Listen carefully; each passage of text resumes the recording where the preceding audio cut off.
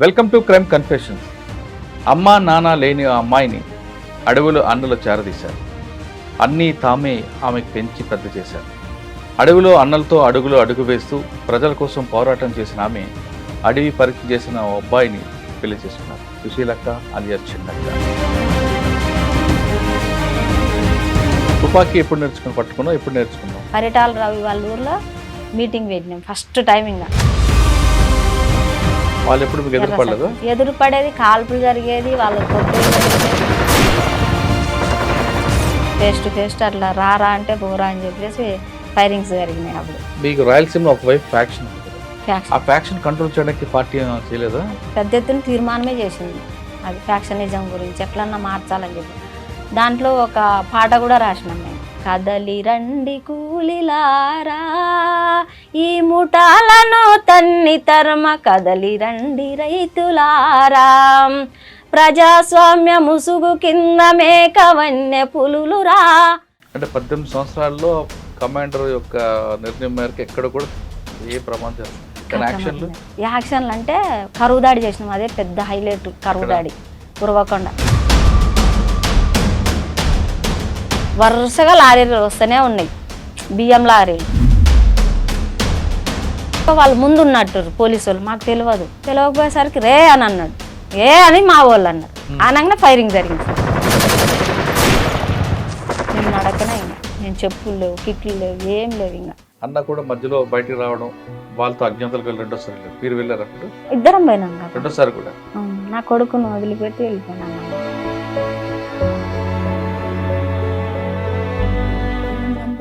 అంతటే నేను తీసుకో చిన్న తప్పని చిన్నని చంపుతా ఉంటుంది కదా నయం. చిన్నని తీసుకొని చంపేస్తా. అది వన్ తోటి ర్యాలీ కూడా తీసింది మేము లోపల.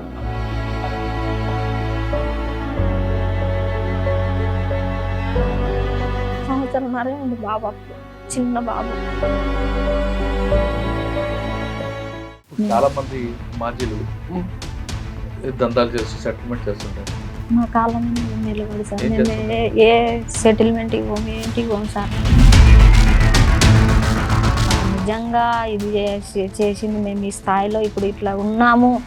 కాకపోతే మాకు తిండికి లేకపోయినా సరే సార్, మాకు ఇట్లున్నాము, ఇట్లా ఉన్నామంటే ఆ సార్ వల్లే సార్.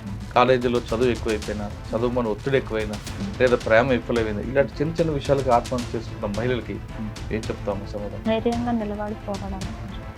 కానీ నాకు నా అదృష్టం కొద్దీ నాకు అమ్మ నాయన ఎవ్వరు లేకపోయినా కానీ అతనే అమ్మ నాయన సార్. అమ్మ నాయన ఉన్నారు లేరు అనుకోకుండా నాకు ఎప్పుడూ నాకు గుర్తేరారు సార్. నా గురించి ఏడ్చేస్తారు సార్. నీ గురించి నేను సావడానికైనా రెడీ అంటాడు ఇప్పటికీ. ఓ అమర వీరుల్లారా, వీరాది వీరుల్లారా, మీకే మా జోహారులు, ఓ మీకే మా జోహారులు.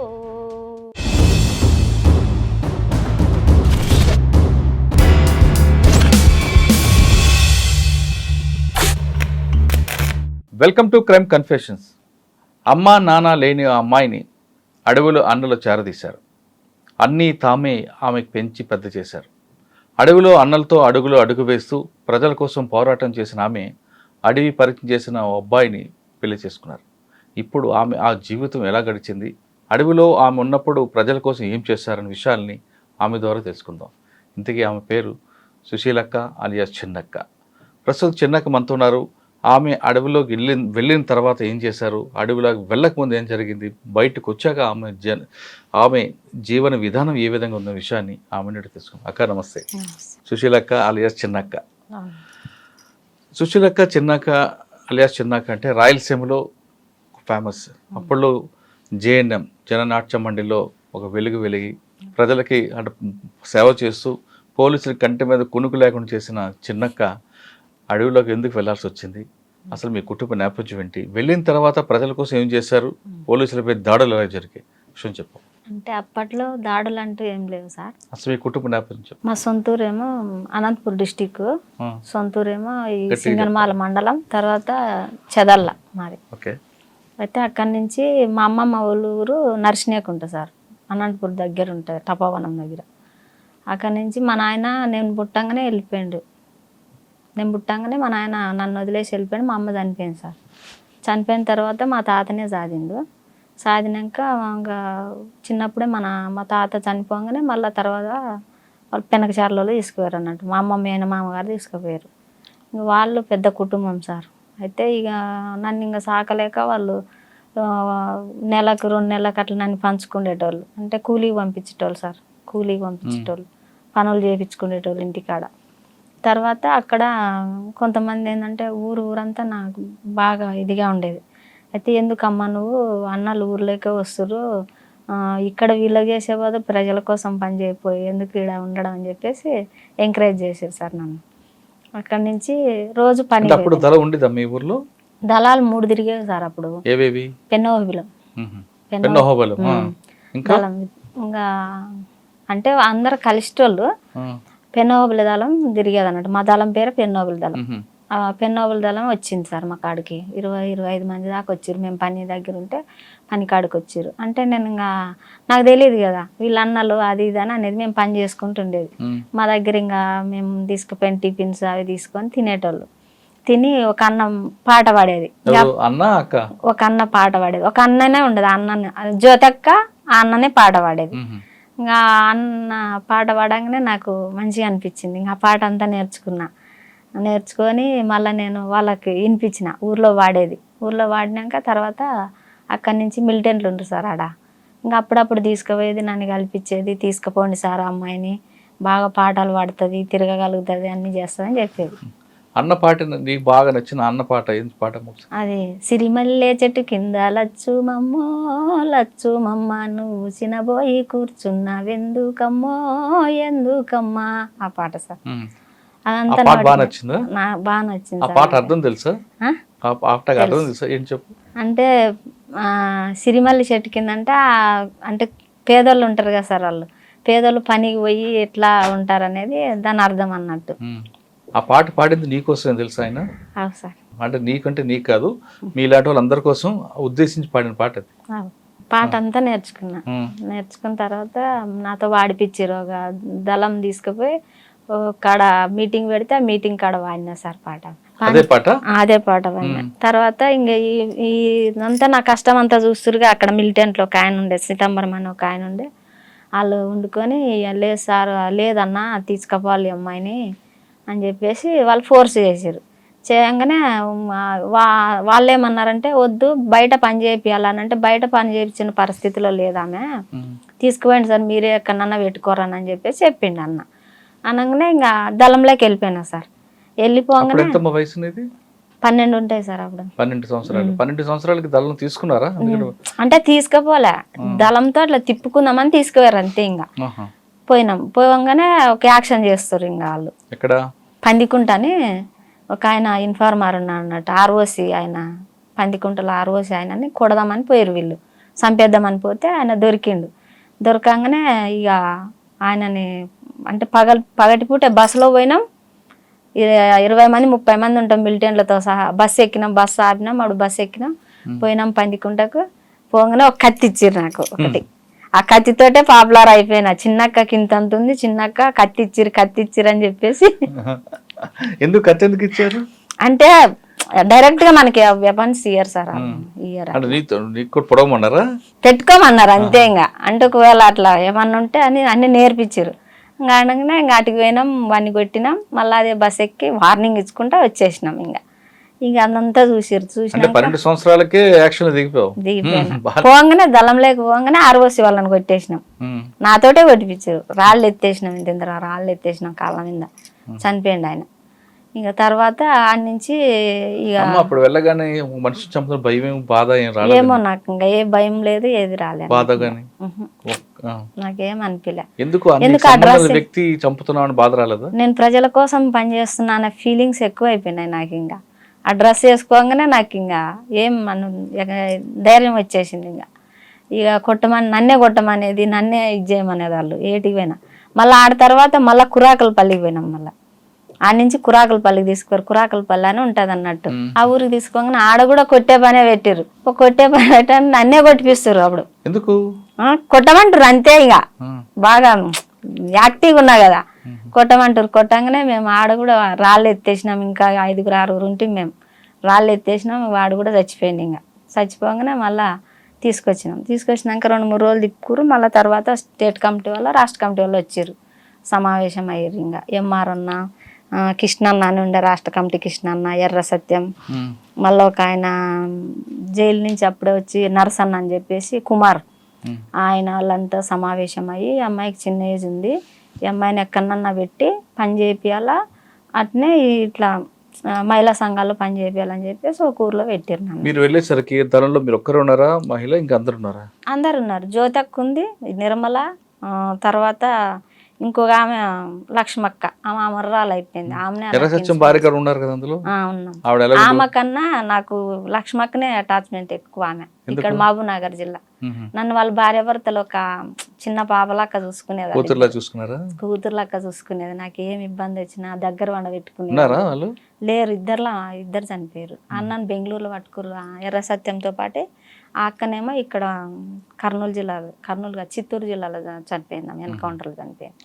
అంటే మీకు ఇద్దరు బాగా చూసుకున్నారు, మస్తు చూసుకునేవాళ్ళు వాళ్ళు. తర్వాత మా కమాండర్ ఈయన శేఖర్ అని చెప్పేసి ఆయన, ఇక ఏదైనా ఇంకా ఆయన ఎంకరేజ్ బాగా చేసేది. ఏదైనా కొట్టేదైనా, యాక్షన్లు అయినా ఏదైనా ఇట్లా సైగా చేసేది అంతే. ఇంకా నాకు ఎవరిని కొట్టాలనుకున్నా కానీ, అంటే నా అమ్మాయిల విషయంలో ఏదన్నా అవుతుంది అనుకో, ఆ విషయంలో చెప్పేవారు నీకు అన్న చిన్నక్క అనేది అనగానే నేను పోయి కొడతానే ఉండేది అంతే. ఇంకా అట్లా చేసిన తర్వాత కొన్ని రోజులు బయట ఉన్నాక ఇంకా అల్లుళ్ళు చేసినాను.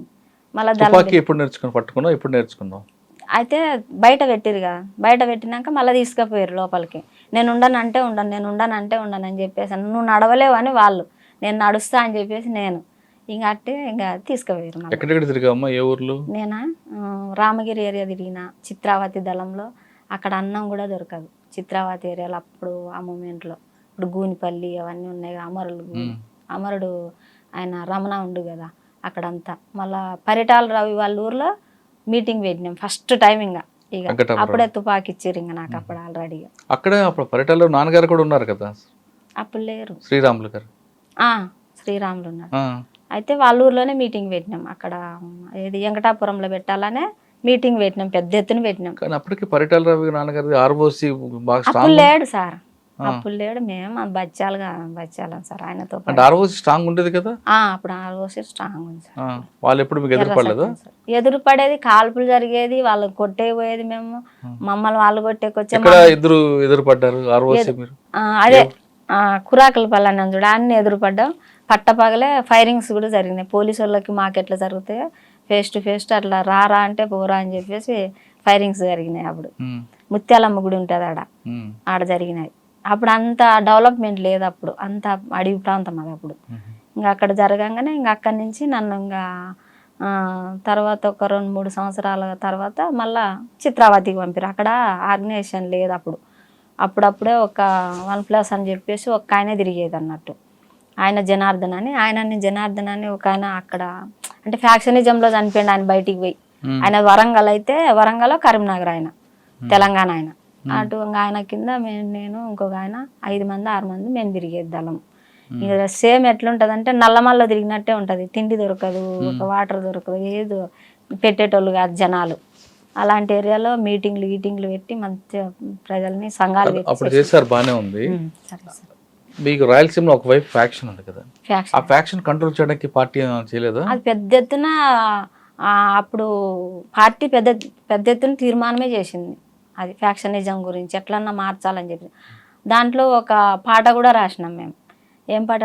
కదలి రండి కూలిలారా ఈ ముఠాలను తన్ని తరమ, కదలి రండి రైతులారా ప్రజాస్వామ్య ముసుగు కింద మేక వన్య పులులురా పంటలకు నిప్పు పెట్టి పగలబడి నవ్వెరా ప్రకృతంత తనదంటూ కత్తి బట్టి కదిలెరా తలలు దించి కూర్చుంటే తలలు రాల్చిపోయెరా ఆడపిల్ల మన ఇంటికి ఆది లక్ష్యం అనుకుంటే కుంపటిలో మొక్కవోలే నీ బిడ్డని చూసివా కండ్ల కావ్రమెక్కినోడు మన ఊరి గుండగాడు బుసల కొట్టి కామంతో కాటు వేసి చంపెరా. ఈ పాట రాసింది. ఎవరు రాశారు? వేరే అతను రాసింది. మీరు పాడారా? ఇది మస్తు పాపులర్ అయింది. ఏ మీటింగ్ అయినా ఫస్ట్ ఇది పాడంది పాడాల్సిందే మీటింగ్. నేను ఒక్కదాన్ని అప్పుడు పాటలు జ్యోతక్క నేనే, ఇంకా జ్యోతక్క వేరే కళ్ళు వేసిరు, ఇంకా నేనే పాటలు ఇంకంటే. ఇంకా ఎన్ని పాటలు పాడి ఉంటాం మొత్తం? చాలా వస్తాయి సార్. బాగా నీకు నచ్చిన పాట ఏది? ఓ అమరవీరుల పాట, అమరుల మీద. ఓ అమరవీరుల్లారా వీరాది వీరుల్లారా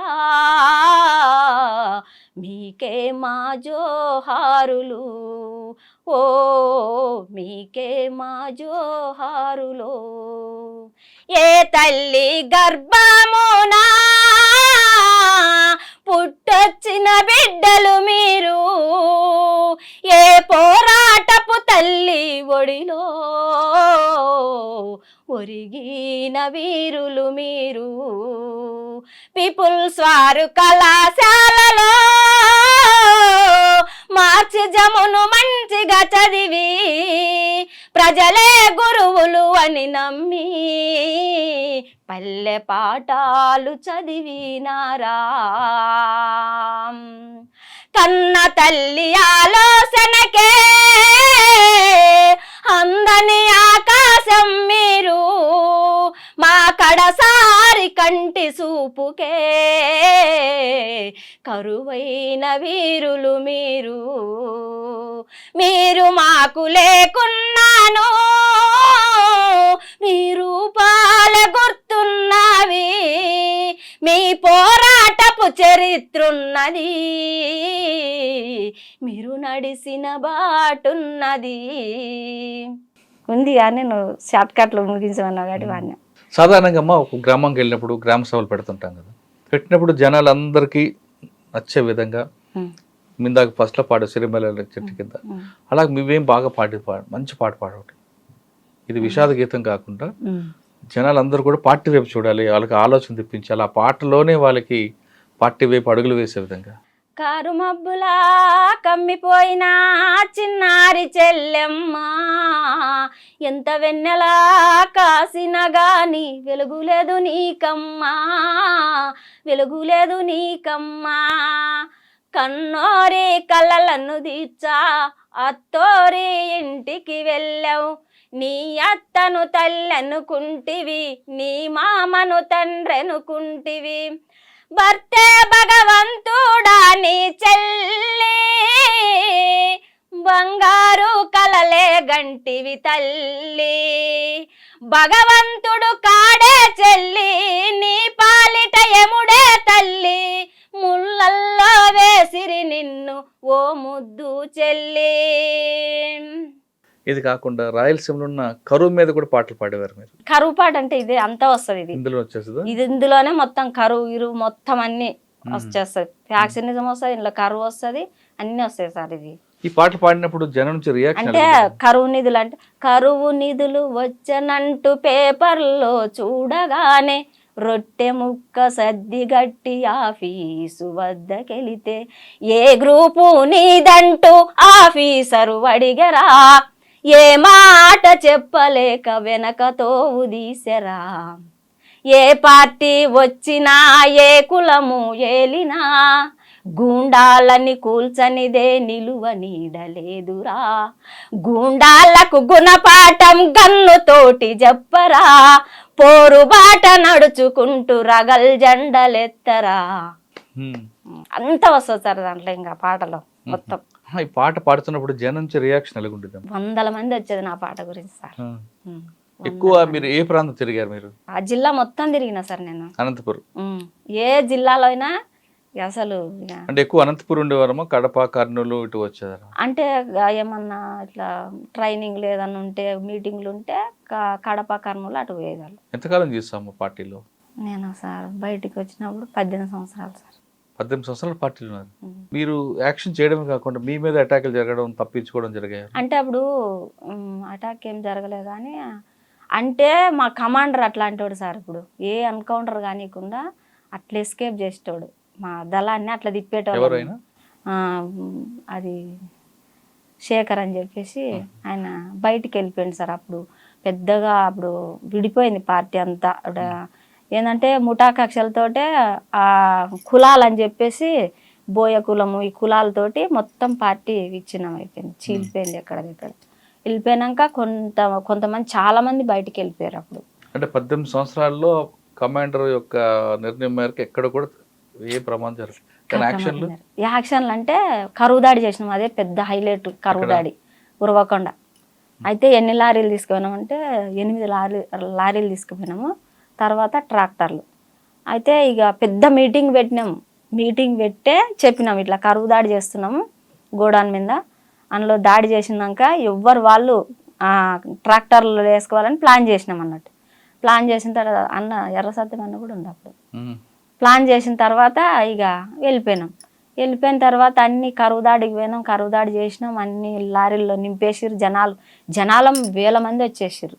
వచ్చేసి ఎవరిళ్ళలో వాళ్ళకి ఏ ఊర్లో పేదోళ్ళు ఉంటే వాళ్ళకి అందరికీ ఇచ్చేసారు. అన్నీ సగం బడి అయిపోయినాయి. ఒక్క లారీ పట్టుకుంది సార్. ఆ లారీలో మేము వచ్చేది ఇంటిని. తర్వాత మాకు డౌట్ వచ్చింది, పోలీసు వాళ్ళు వస్తురు ఇట్లా అని చెప్పేసి అనగానే వరుసగా లారీలు వస్తూనే ఉన్నాయి, బియ్యం లారీలు. ఇంకా వస్తుంటే మేము ఇంకా పోలీసు వాళ్ళు వస్తారు అనగానే మేము దిగి మళ్ళీ ట్రాక్టర్లో పోయినాం. ట్రాక్టర్ ఫాలో చేసారు పోలీసు వాళ్ళు. ఫాలో చేసినాక మేము పోతున్నాము. పోయినాక వాళ్ళు ముందు ఉన్నట్టు పోలీసు వాళ్ళు, మాకు తెలియదు. అంటే చీకటి కదా, తెలియకపోయేసరికి రే అని అన్నాడు. ఏ అని మా వాళ్ళు అన్నారు. అనగానే ఫైరింగ్ జరిగింది సార్. ఫైరింగ్ జరగంగానే అక్కడ అంతా మొత్తం రాగడి సార్ అంతా. అప్పటికి ఎంతమంది ఉన్నామంటే కొంతమంది వెళ్ళిపోయారు, 5 మంది ఉన్నాం మేము. 5 మంది ఉన్నాగానే అందులో ఉండిపోయినా నేను ఇంకొక ఆమె అందులోనే ట్రాక్టర్లోనే డౌన్ పొజిషన్లో మేము ఫైర్ చేస్తూనే ఉన్నాం. వాళ్ళకేం తగులుతుంది సార్. ఇక ఫైర్ చేస్తుంటే ఇక వాడు ఏం చేసింది, అందులో ఉన్నారని చెప్పి పోలీసు వాళ్ళు మా మీద ఫైర్ చేసి చేయగానే చిన్నగా జారుకుంటా దుంకేసి ఇక మేము చీకట్లో వెళ్ళిపోయినాము. పోలీసు వాళ్ళు మా అమ్మటే వచ్చినట్టు వచ్చారు. చీకట్ అని చెప్పేసి మళ్ళీ వెళ్ళిపోయి మళ్ళీ బ్యాచ్లను తీసుకొని వచ్చారు సార్. మేము దొరకలే, మేము నడకనే. ఇంకా మేము చెప్పులు లేవు, కిట్లు లేవు, ఏం లేవు. ఇంకా 3 రోజులు 4 రోజులు అసలు అన్నమే లేదు మాకు. 4 రోజుల తర్వాత ఒక బాయికాడికి పోయినాం. బాయికాడికి పోతే ఇక మా శేఖర్ అన్నకు ఫిట్స్ వస్తుంది. ఆయనకు ఫిట్స్ వచ్చి కింద పడిపోగానే మేము ఒక కాడి తీసుకుపోయినాం. ఇంకా చెట్లలోకి తీసుకుపోయి ఆయన ఇంకా ట్రీట్మెంట్ చేసిరు. ఒక కన్నా చేసినాక మళ్ళీ తీసుకుపోయినాం. అన్నం లేదు కదా, 4 రోజుల నుంచి అన్నం లేదు. ఇంకా తీసుకుపోయినాక ఒక బాయికాడికి పోయినాక చిన్నక్క నువ్వైతేనే అన్నం పెడతారు, నువ్వంటేనే అన్నం పెడతారు, నువ్వు సపోర్ట్ వేయకుండా అప్పు అని చెప్పేసి చెప్పిండు. ఇంకా నేను ఆటికి పోయిన అక్క వాళ్ళు అందరూ అక్కడ పనిచేస్తుంటే డ్రెస్ ఉంది కదా సార్, డ్రెస్ చూస్తే మళ్ళీ గుర్తుపడతారు కదా. లుంగి ఉంటే ఆ లుంగి కప్పుకొని పోయి ఆ గడ్డిలో కూర్చున్నా. ఇంకా గడ్డిలో కూర్చుని ఓ అక్క దాక్క అని పిలిచిన. అక్కని పిలవంగానే వచ్చేసింది అక్క. వచ్చినాక అక్క ఇట్లా మన వాళ్ళు ఉన్నారు అక్క, ఆకలి అవుతుంది అక్క, చాలా రోజులు 3 రోజులు 4 రోజులు అక్క అన్నం లేక అని చెప్పిన. అక్కతోటి మాట్లాడినాక నువ్వు చిన్నక్క కదా అని అన్నది. అవును అక్క, నేను చిన్నక్కనే అక్క అని చెప్పేసి ఇంకా అప్పుడు అక్కతోటి మాట్లాడినాక ఈ పోయి అన్నం వండుకొని వచ్చినాక తిని ఇంకా నైట్ మళ్ళీ వాళ్ళదే ట్రాక్టర్ తీసుకొని ట్రాక్టర్లో వెళ్ళిపోయినాం సార్. చిత్రావతికి వెళ్ళిపోయినాం. ఇంకా చిత్రావతి మొత్తం అవన్నీ ఇంకా అడవి ప్రాంతం అదంతా. ఇంకా అటుకి పోయినాక ఇక ఒకరొకరు అందరూ ఇక కాళ్ళు ఒక్కొక్కటి ఇంతలా వాసినాయి, ఇట్లా ముళ్ళులన్నీ ఇరిగి అన్నీ ఈ వాసినాక ఇక నడవలేకపోతుంటే అమరుడు ఒక ఆయన ప్రవీణ్ అని ఉండే సార్, పిచ్చిరెడ్డి కొట్టాల ప్రవీణ్ నన్ను ఏం చేసిండు, ఈ భుజం మీద ఎత్తుకుండు నన్ను. ఇంకా ఆయన పెద్ద హైట్ ఉంటాడు బాగా, నడుస్తలేను. ఇంకా కాళ్ళు ఇంతలా వాసినాయి. అన్న ఎత్తుకుండు నన్ను. ఇంకా ఎత్తుకొని సగం దాకా పోయింది. ఇంకా పోయి ఇంకా ఆడ వదిలిపెట్టంగానే ఇంకా అంత లోపల ఇక రాష్ట్ర కమిటీ వాళ్ళు వీళ్ళందరూ వచ్చేసారు. ఇంకా కొంచెం లోపలికి గూనిపల్లి లోపలికి చెరువు ఉంటుంది సార్, ఆ చెరువు కాటుకు వచ్చేసారు. ఇంకా ఎంఆర్ అన్న అని చెప్పేసి ఎన్కౌంటర్ అండి అన్న కూడా రాష్ట్ర కమిటీ ఆయన అందరూ 5-6 మంది వచ్చేసి అంటే రివ్యూ చేయాలి కదా ఇదంతా. రివ్యూ కోసం వచ్చేసిరు. ఇంకా అట్నే సమావేశాలు అవుతాయి వాళ్ళు. ఇంకా అటుకి వెళ్ళిపోయినాను. ఇంకా వెళ్ళిపోయినాక ఊగా పాటే పాడిపించుకునేది. ఏం పాట సార్ అంటే, మీ త్యాగం పాడు, నువ్వు పాట అని చెప్పేసి వాళ్ళు పాడించుకునేది. రాష్ట్ర కమిటీ వాళ్ళు ఎంఆర్ అన్న, కృష్ణన్న అని ఉండే, పుట్టిముని చనిపోయింది రాష్ట్ర కమిటీ సభ్యుడు. ఇప్పుడు స్టేట్ కమిటీలోకి వచ్చి ఆయన. ఇప్పుడు రామకృష్ణ తర్వాత ఆయననే. పుట్టిముని చనిపోయింది ఈడ కొల్లాపూర్ దగ్గర. అన్న అందరూ ఇంకా పాట, మీ త్యాగం ఉన్నతమైనది, అది హిమశిఖరాల వంటిది, మీ ఆశయం శాశ్వతమైనది, అది కమ్మి నిజం తెస్తది, ఎండిపోయిన రైతు గుండెకు కుండలల్ల మెతుకులైనరు, దిక్కులేని రైతుకు మీరు తూరుపు దిక్కై నిలిచరు, వీరులు అమరులు మీరు, ఆదర్శమూర్తులు మీరు. గొంతు చాలా బాగుంది కదా, సినిమాలో ట్రై చేయొచ్చు కదా. మీ త్యాగం ఉన్నతమైనది, అది హిమశిఖరాల వంటిది, మీ ఆశయం శాశ్వతమైనది, అది కమ్మి నిజం తెస్తది, ఎండిపోయిన రైతు గుండెకు కుండలల్ల మెతుకులైనరు, దిక్కులేని రైతుకు మీరు తూరుపు దిక్కై నిలిచెరు, నాగేటి సాలలో మీరు ఎర్రమల్లె పూలైనరు, మా గుడిసెలల్లో వెలుగులైనరు, మా గుండెలల్లో జెండలైనరు, ప్రసవించే తల్లి కళ్ళలో ఆనందపు చుక్కలు మీరు. ఆ పాటలతో ఏడుపు వస్తుంది ఆ పాట. నీకే వస్తుంది, మాకు వస్తుంది. మా పాటలతో చేసావు కదా, మరి ఇప్పుడు వచ్చావు నల్లమలలోకి రాయలసీమ నుండి? అంటే అప్పుడు దిద్దుబాటు ఉద్యమం అని జరిగింది సార్. అక్కడ దిద్దుబాటు ఉద్యమం జరిగినప్పుడు ఎక్కడోళ్ళు అక్కడ వెళ్ళిపోయారు సార్ ఇండ్లకు. ఇప్పుడు శేఖర్ అనేట ఆయన కూడా అందరు పై నాయకత్వం మొత్తం వెళ్ళిపోయారు. జిల్లా కమిటీ మొత్తం క్లోజ్ అయిపోయింది. ఎందుకు అంటే దిద్దుబాటు ఉద్యమం జరిగి అక్కడ కుల వివక్షత అనేది జరుగుతుంది కదా, వర్గ పార్టీ అయిపోయింది. ఇప్పుడు ముఠా నాయకులు ఎట్లనో ఇప్పుడు పార్టీలో కూడా అట్నే అయిపోయింది. ఇంకా మా కులం అంటే మా కులం అని చెప్పేసి అయిపోయింది. మా లాంటి వాళ్ళు ముట్టుకునే ఇంకా మాకు ఎందుకంటే రాజకీయాలు ఉన్నాయి కాబట్టి నిలదొక్కుకోగలం, మేము పార్టీ కోసం పనిచేయాలనేటోళ్ళు ఒక 10 మంది ఉంటాం అంతే. ఇంకా అందులో ఆ టైంలో మీకు బాగా ఫేస్ చేసిన పోలీస్ ఆఫీసర్ ఎవరమ్మా ఎక్కువ? ఆయనతో ఎక్కువ ఇబ్బంది ఉంటుంది. అప్పుడు తర్వాత అంజనా సింహ వచ్చింది, ఎక్కువ ఫోర్స్ చేసిందంటే ఆయన పేరు ఏమో ఉండే సార్, మర్చిపోయినా. ఇప్పుడు అంజనా సింహ తర్వాత ముందా సార్ మురళి సారే ఏమో ఉండే. అంజనా సింహ గారికి ముందా?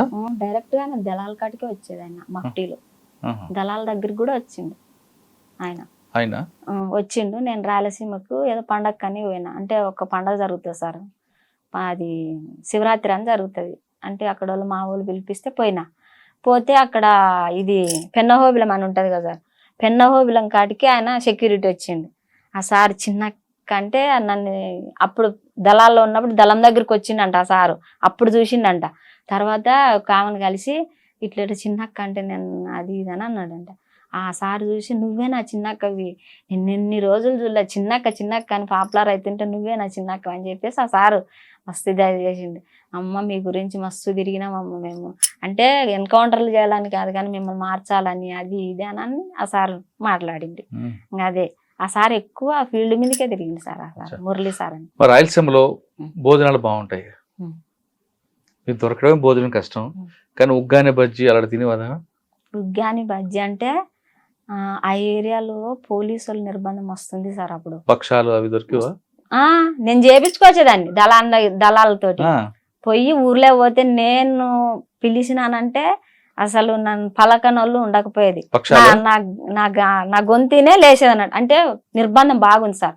నిర్బంధం ఉన్నప్పుడు దళాలకు అన్నం పెట్టేటోళ్ళు కాదు. నేను ఏం చేసేది అనుకున్నావు, లంగా జాకెట్ అట్లా వేసుకునేది, పిచ్చి పిచ్చిగా చేనుల అమ్మటి అడ్డం పోయేది. ఏ ఊరికి పోవాలని మా కమాండర్ ఏ ఊరికి పోమని చెప్తాడు ఆ ఊరికి పోయేది. పోయేది, భక్షాలు చేపిచ్చేది, ముద్ద చేపిచ్చేది, చికెన్ చేపిచ్చేది, అన్ని చేపించి నేను పోయి తలుపు తట్టంగానే చిన్నక్క వచ్చింది అని చెప్పేసి తీసేటోళ్ళు.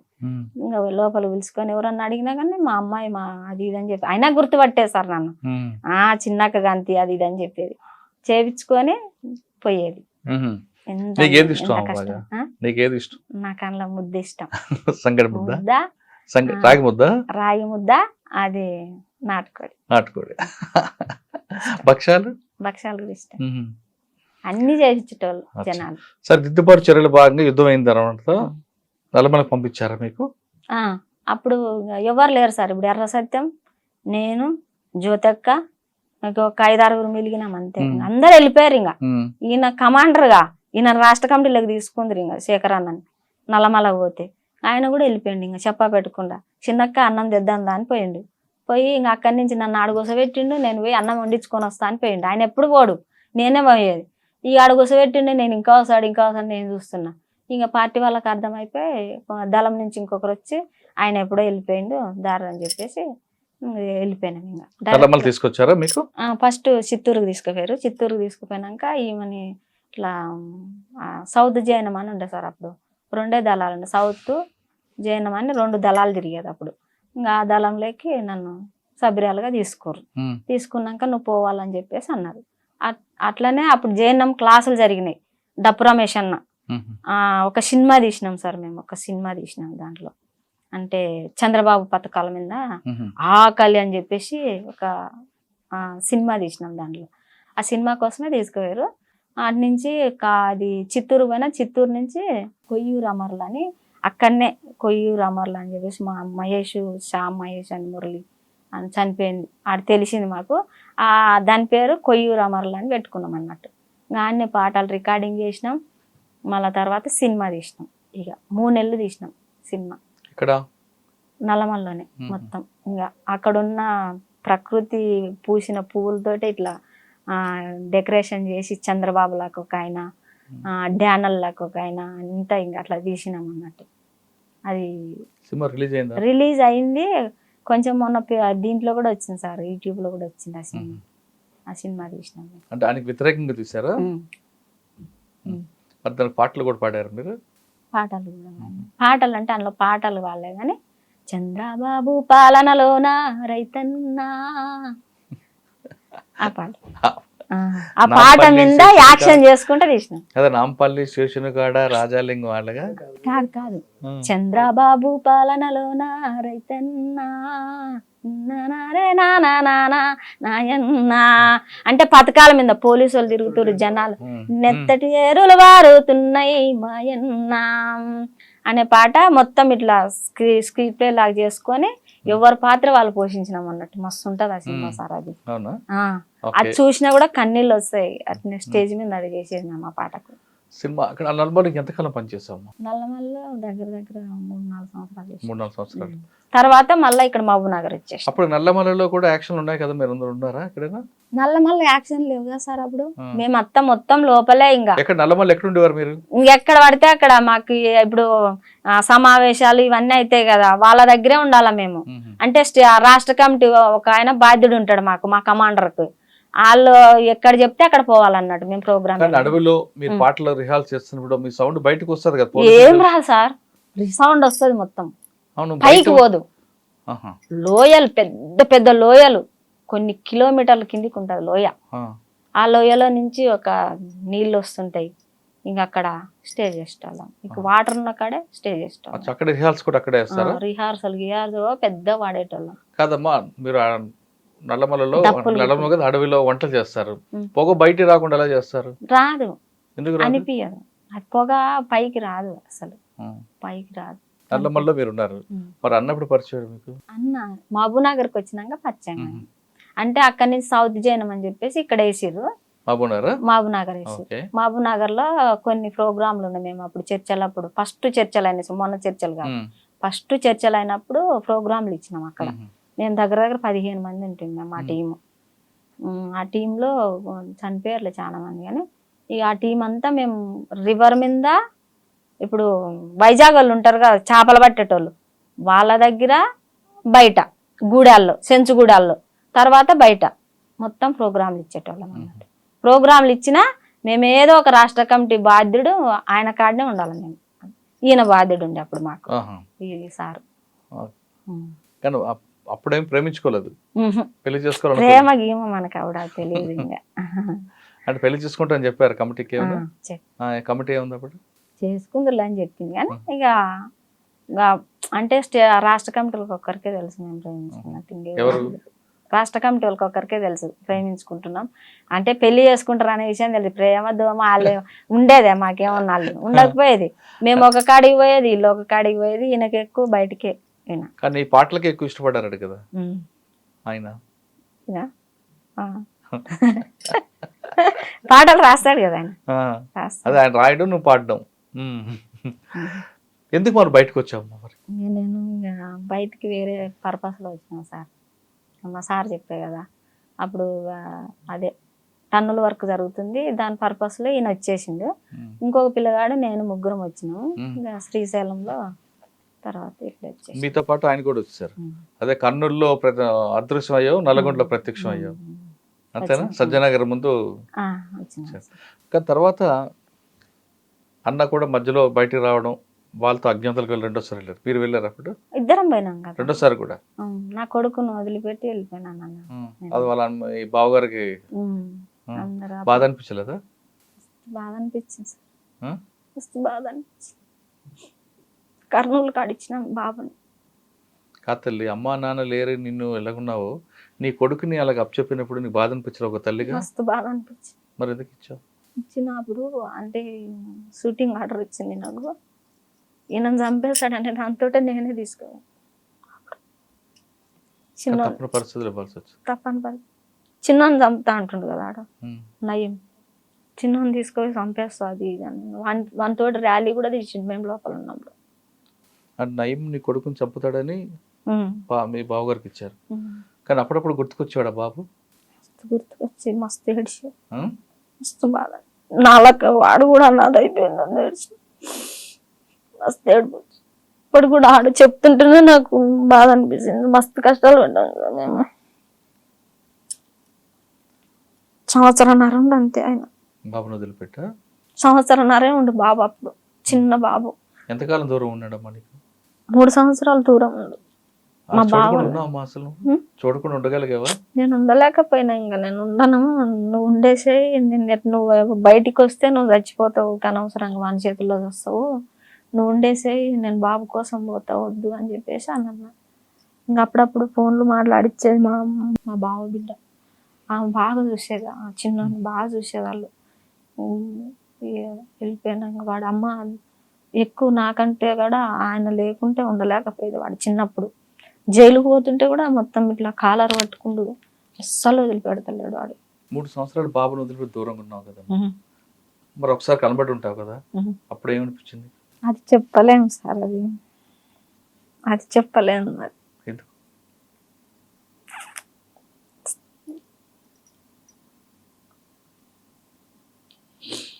అంటే నీలాగా ఎక్కడ అనాథ అయిపోతాడని బాధపడ్డావు? ఇప్పటికి కూడా నేను అనాథ కావద్దనే చూస్తా. ఎందుకు అవుతావు అమ్మా? ఇప్పుడు మీ అందరు ఉన్నాం కదా. అనాథ అయిపోతాడనే వచ్చేసింది సార్ నేను. లేకపోతే సతీష్ గారికి మార్చేసిర్రు, పంపిస్తాను, నువ్వు ఉండేసే, నేను వెళ్ళిపోతాను చిన్న గురించి అని చెప్పేసి. బాబుకు తీసుకొచ్చారు, చదివిస్తున్నావు, ఆయన ఏం చేయాలనుకుంటున్నావు? ఏదన్నా చేస్తుంది. Police officer. ఆయనకి ఇష్టం అని చెప్పిద్దాం అనుకుంటున్నావా నువ్వు కూడా? ఆయనకి ఇష్టమైంది. ఏం చదువుతున్నాడు బాబు ఇప్పుడు? ఇప్పుడు డిగ్రీ చేస్తాను. ఆయనకి ఏం చేద్దాం అనుకుంటున్నావా పెద్ద అయిన తర్వాత?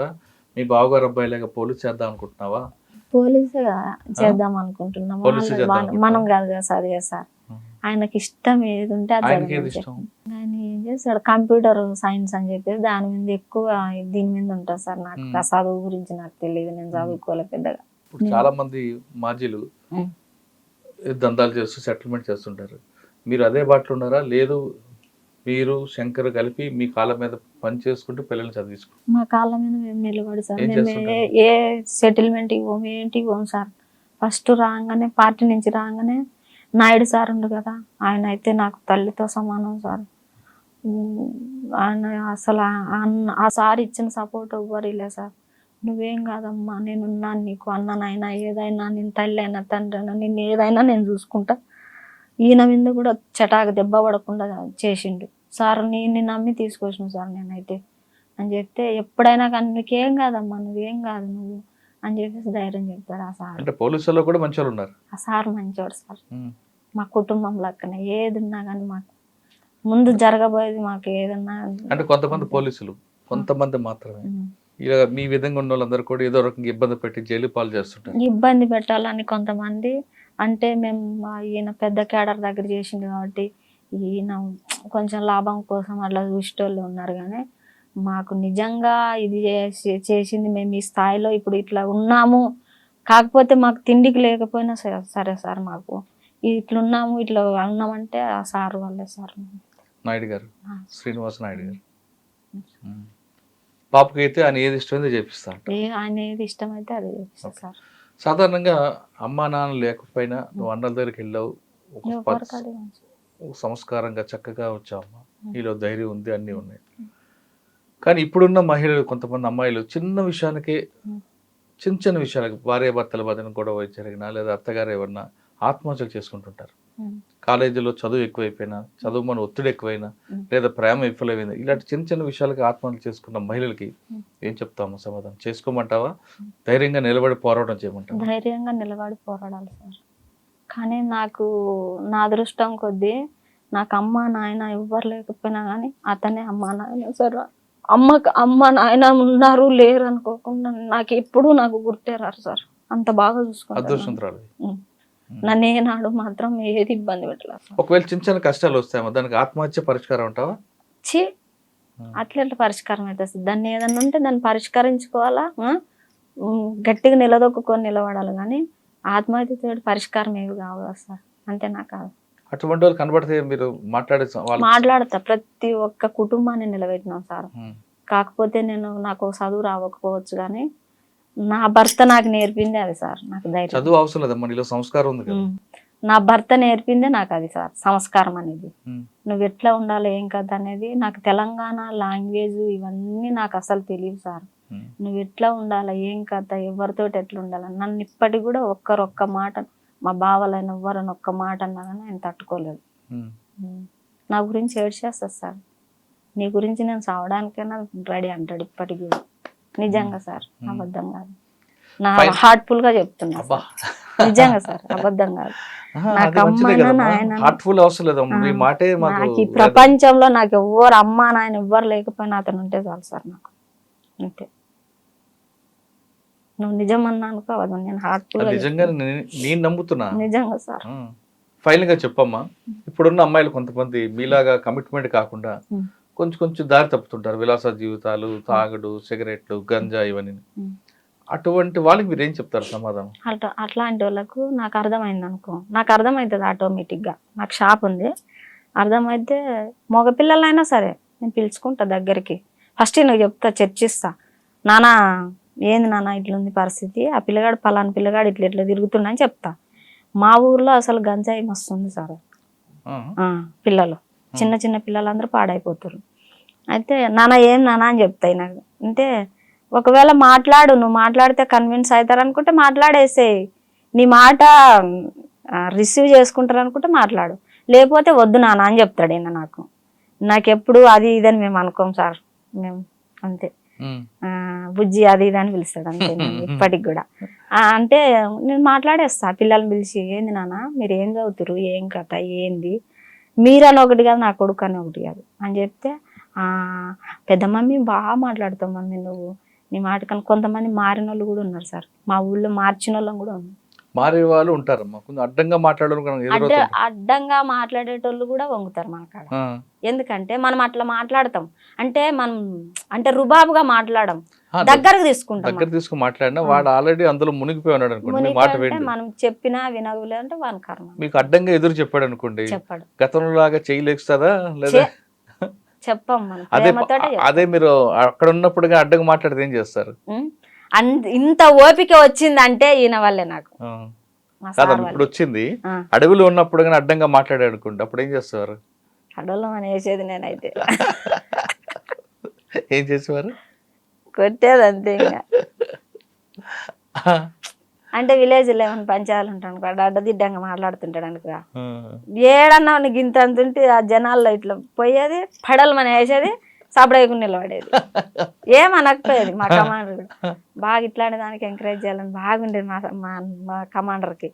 నన్ను అయితే మస్తు బిడ్డలాక్క చూసుకునేది ఆయన. ఎక్కువ మాట్లాడేది వెళ్ళి పడిందా? ఇంకొక ఆయన రాజారామన్న అని ఉంటాడు అనంతపురం జిల్లాలో. నాకు పార్టీలో పనిచేసిండు. ఆ రాజారామన్న అంటే ఫేమస్ అనంతపురంలో. అన్న ధరణి సంస్థ అని పెట్టింది తెలుసా అన్న నీకు? ధరణి సంస్థ పెట్టి కొన్ని 100 మంది నాడు మీటింగ్ పెట్టింది చూడు అన్న రాజారామన్న. ఆయన కూడా అంతే, చిన్నక్క అనేది. ఏంటనే కొట్టే పోతే చిన్నక్క ఈరోజు నీ పనే చిన్నక్క అని చెప్పి పోయే పడులమని వేసేది, సపడేకుండా ఉండేది అంతే. ఇంకా అనంతపురంలో ఎప్పుడైనా మీకు పరిట్ల రవి గారు సైన్యం ఎప్పుడు ఎదురుపడలేదా? ఎదురుపడింది సార్. అంటే దళాల మీదకే వచ్చారు వాళ్ళు, దళాలను ఎన్కౌంటర్ చేయాలని. అయితే అప్పుడు ఈ పోలీసు వాళ్ళ నిర్బంధం కన్నా వాళ్ళ నిర్బంధం ఎక్కువ ఉండేది సార్. అప్పుడు వాళ్ళ ఓ పక్క తిరిగేది, మేము ఓ పక్క తిరిగేది. ఒకసారి కాల్పులే జరిగేది పోలీసు వాళ్ళ లెక్కని, మాకు కూడా వాళ్ళకు మాకు. కొంతమందిని నక్సలైట్లని పోలీసులు పట్టించడంలో ఇన్ఫర్మేషన్ ఇవ్వడంలో పరిటాల వర్గం ఎక్కువ ఉంటుంది అంటారు, వాస్తవం? ఒకసారి ఏం చేసినామంటే ఒక కలగల్ల అని ఒక ఊరు ఉంటుంది, ఆ ఊరు కాడికి పోయి ఉన్నాం. ఆ ఊర్లో పరిటాల రవి వాళ్ళ వర్గం అంటే ఆయన. మాకు తెలియదు కదా, ఫ్యాక్షనిజం గురించి మాట్లాడుతుంటే అందరు వ్యతిరేకం అయిపోయారు దళాల గురించి. ఆయన ఏం చేసిండు, బాయికాడు ఉన్నట్టుండి మేమేమో పైన గుట్ట మీద ఉన్నాం. ఆయన చెప్పకుండానే పోలీసు వాళ్ళు అనుకొని వచ్చిండు మమ్మల్ని చూసి. పోలీసు వాళ్ళు అనుకొని వస్తే మేమేం చేసినాము, మీరు లేడీస్ మహిళా కాంప్లెక్స్ పక్కకు ఊరు అంటే మేము సపరేట్ పక్కకు పోయినా సార్ దళాలు వచ్చినాయి సార్, ఇటుకు వచ్చినాయి సార్, ఆటుకు వచ్చినాయి సార్ అని చెప్తుండే ఆయన. ఇక ఆయనను పట్టుకొని కొట్టంగానే ఇక వాకి టాకీలు ఉన్నప్పుడు వాకి టాకీని గుంజుకొని ఏంటి సంగతి అంటే చెప్పింది. చంపిరు ఆయన, చంపేసి కొడుకు. ఫైనల్గా చెప్ప మరో క్వశ్చన్. మీకు అడవిలోనే పరిచయం ఆయన అన్న, తర్వాత పెళ్లి చేసుకున్నారు, బాబు. మీకు అమ్మైనా నాన్నైనా భర్త అయినా ఎవరైనా ఆయనే. ఆయన కూడా మీకు ఆమె ఏమి తుమ్మి అనకుండా బుజ్జి ఇంకో అంటే ఇద్దరి మధ్యన అనుబంధం అనురాగం అలాగ ఉంది. ఎన్ని ఇబ్బందులు వచ్చినా అంత చక్కగా ఉన్నారు కదా. కానీ ఇప్పుడున్న కొంతమంది జంటలు చిన్న చిన్న విషయాలకు కొట్లాడుకోవడం, భార్య అంటే భార్య మీద అనుమానం భర్తకి, భర్త మీద భార్యకి అనుమానం, లేదా భర్త తరపున వాళ్ళు ఎవరు వచ్చినా ఆవిడ కోపం, భార్య తరపున ఎవరు వచ్చినా ఆయనకి కోపం, చిన్న చిన్న విషయాలకు గొడవలు పడి విడిపోతుంటారు. అటువంటి వాళ్ళని చూస్తే ఏమనిపిస్తారు మీకు? వాళ్ళు ఆ విధంగా విడిపోవడం వల్ల వాళ్ళ కడుపున పుట్టిన పిల్లలు అనాథలు అవుతుంటారు. అంటే అలా జరగకుండా ఉండాలి, ఏం చేయాలి? వాళ్ళు కాదు, ఇప్పుడు ఒక లక్ష్యం కోసం వాళ్ళు పనిచేసాక వచ్చారు. అన్ని రాజకీయాలు తెలుసు వాళ్ళకు, మనం ప్రజల కోసం ఎట్లా చేసినాం ఏం కథ అని చెప్పేసి మనం అనేది వాళ్ళకు ఉంటుంది కదా. అట్లాంటప్పుడు వాళ్ళు ఎందుకు చిన్న చిన్న విషయాలకి అది ఇది అని, ఇప్పుడు బయట సమాజానికి వాళ్ళకి తేడా లేదు కదా సార్. మాకైతే అట్లా లేదు సార్. మా వాళ్ళు మీ వాళ్ళు నేనేమున్నాను, మేమిద్దరము ఇది అనుకొని ఎవరికైనా ఇప్పుడు వాళ్ళ ఎవరు వచ్చినా కానీ మేము అన్నీ సమానంగా చూసుకోం. మాకు చిన్న చిన్న విషయాలకి ఏ పంచాది ఇప్పటి వరకు పంచాన్ని ముచ్చటే రాదు సార్. రాకూడదని కోరుకుందాం. నిజంగా సార్. ఇప్పుడు నేనంటే అబద్ధం చెప్తే మా నాయుడు సార్ అడుగు సార్, చెప్తాడు మా గురించి. ఎన్ని ఇబ్బందులు అంటే మేము పడ్డ ఇబ్బందులు ఎవ్వరు వల్లే సార్. అన్ని ఇబ్బందులు పడ్డా కానీ ఏనాడు నేను ఆయనకు ధైర్యం చెప్పినా నాకు ఆయన ధైర్యం ఏం కాదని చెప్తా.